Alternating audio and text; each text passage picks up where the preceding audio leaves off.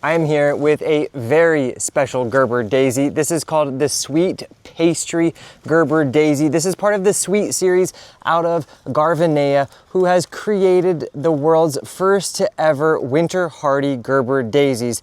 The Sweet series has been around for at least a decade now, and every year they come out with brand new cultivars and varieties of winter hardy Gerber Daisies. That means your Gerbers, you're not just relegated to these beautiful cheery flowers in a little pot that you keep around for a month or so before you pitch them. Now you can grow Gerber Daisies in your garden beds or in containers where they will come back year after year. So in this video, I want to give you a little bit more background information behind these winter hardy Gerber Daisies, which the Sweet series is one of the series of winter hardy Gerber Daisies out there. Since they were first released a while back, there have been other competitors that have released winter hardy Gerbers. So whichever winter hardy Gerbers you may find, this information is going to help you know a little bit more about them and get them growing and take care of them to the best of their abilities. So here in Westchester, Pennsylvania, Zone 6B, sometimes noted as 7A, I've been growing different varieties of the Sweet series for the past few years. And I've always been a little bit, concerned just how winter hardy are they? Well, this past winter, the February-March timeframe of 2026 was noted to be the coldest winter here in over a decade. And I was very surprised and happy to see that my Gerber Daisies that I have growing in my garden bed over here have started to sprout again. We're here in the beginning of May in Westchester, and I have some brand new fresh growth from my Gerbers that I have been growing here for the last couple of years. Here you can see 1, 2, 3, and 4 of these Sweet series Gerbers that have made it through the winter. Now, compared to some of the other plants in my garden, they are definitely a little further behind, but that is absolutely okay.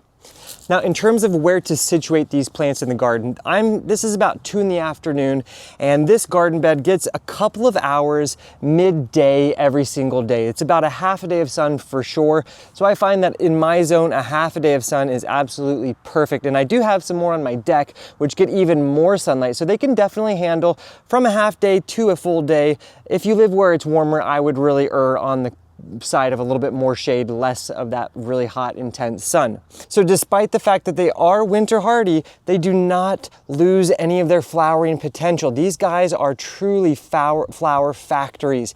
Now you can see this guy right here already has quite a few flower buds that are getting started, as well as this one right here. Now these plants will generally produce the heaviest flush of flowers in around the end of spring, early summertime. They take a little bit of a break in the really hot, intense sun of the July and August here in Westchester. They don't stop blooming, but they just produce less. And then towards the end of September through October, and really into your first or second frost, they will continue to bloom. So I had flowers all the way through mid-November, just about a week before Thanksgiving last year. Now, as you can see in this bed, I do use raw wood chips as my mulch. I also allow for foliage to remain on the beds, and I never remove it. I just let it be and integrate itself into the soil. And so that does help retain some moisture into my beds, but I don't apply any additional irrigation. Now, I generally will get precipitation once a week, but if you're not getting precipitation from the rainfall, once a week, you're definitely going to want to give them some supplemental water. So definitely consider using mulches, whether you're growing them in the ground or even in containers. It can also be a good idea to use some time-release fertilizer like this one as you are getting them planted and sprinkling on around the base of your plants at the beginning of the season. Right about now in the mid-springtime is good. Now beyond that, the most important thing that you do want to try to stay on top of, if you can, is to remove the old flowers. Like I said, they are flower factories, but you really need to make an effort to travel down those stems, cut them down as low as you possibly can, add them to the compost pile. It can be really challenging to get all the way down. As you can see, I have some leftovers here, but look at all these old flower stems. That is just a testament to how many blooms they really can create.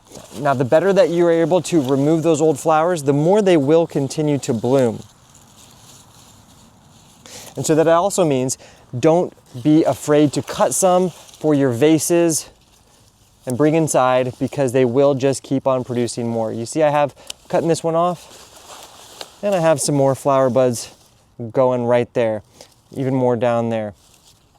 If you are an extremely tidy gardener and you want to, really try to keep them nice and healthy, you can pull out some of these, dying or damaged leaves that always tend to occur at the base of your plant. But I don't really do that. I don't have time for that, and I don't really care. And over here in this trough-like planter, I planted a bunch of these ones as well. I just planted them up. So there's really two ways that you might find them. You might find them as small pots like this, or as the larger plant that I just showed you. And you can see, like I mentioned, I even use mulch in my containers, and these are super easy to get planted. But you do want to use, if you are growing them in a container, you do want to make sure you use a really nice high quality potting mix like this one. That's going to ensure that they do have enough nutrients in the soil to provide them the ability to produce all the flowers that we love them for.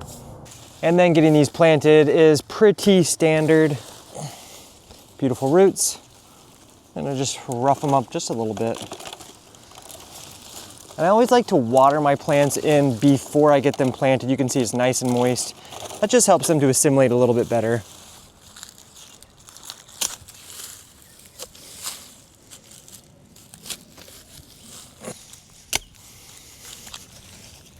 And most importantly is ensuring that the soil line of your plant is in line with the soil line of your ground.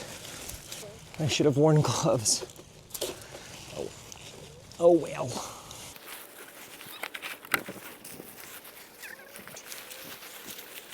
And then of course, give it another nice watering in as well. And while it's getting established over the first couple of months, I'll hit it with water every 3 to 4 days just to make sure those roots are growing into the soil beneath it. And with that, now you know a little bit more about winter hardy Gerber daisies, some of the coolest new genetics in the world of Gerber daisies out there. If you have any other questions or comments, make sure to leave them down in the comment section below. Anyways, thanks for joining me here on Plant Vibrations. I'll catch you next time. Ciao.